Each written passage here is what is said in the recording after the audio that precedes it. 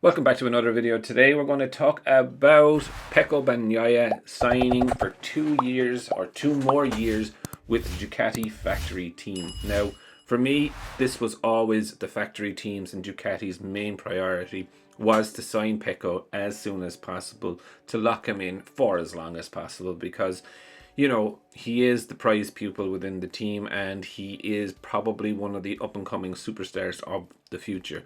You saw it last year where he didn't expect to be challenging for the title. He was challenging for the title. And this, in my view, is definitely a good move on him to bet on red for another 2 years at least.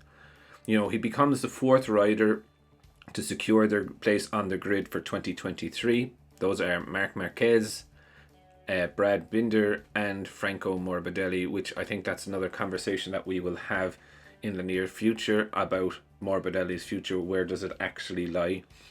But anyway, Bagnaia is one of the hottest properties on the grid right now, so it does make complete sense for Ducati to try and tie him up for as long as possible. And I think he really likes the atmosphere within the team. Being honest, he's always said, that he's really happy and comfortable within the team, and his headspace does seem to be very much so right as well, where he's enjoying his racing and he's not letting the pressure get too much to him.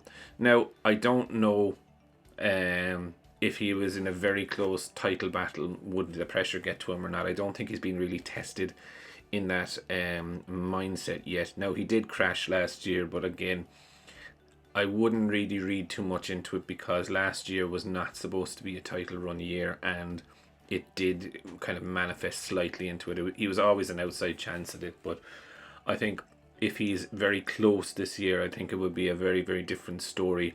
I think there's a lot more expectation on him, and definitely a lot more expectation on him now that he's signed for a further 2 years with the team. The only thing that it does start to question now is, will we see the number 2 or the second seat filled quite quickly, or will it take a while to fill it?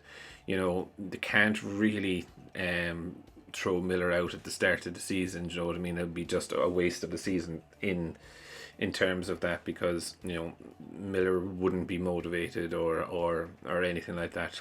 So I think it's going to take a while to fill up the second seat, in my opinion. But it's definitely one of the linchpin seats, is what I would call it, is that once that seat is filled, we will know where the major players are going to move. So, for example, if they do take Jorge Martin there, then that closes the door for, say, Fabio Quartararo moving there. Do you know what I mean? So again, I think it's one of those seats that's going to be linchpin to how the MotoGP merry-go-round.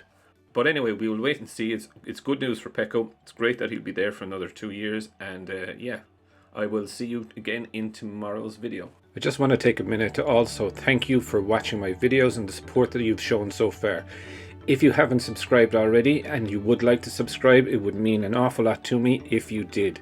I'm starting this channel realistically so that we can all enjoy MotoGP together, with the aim of streaming a live video when the GP races are on.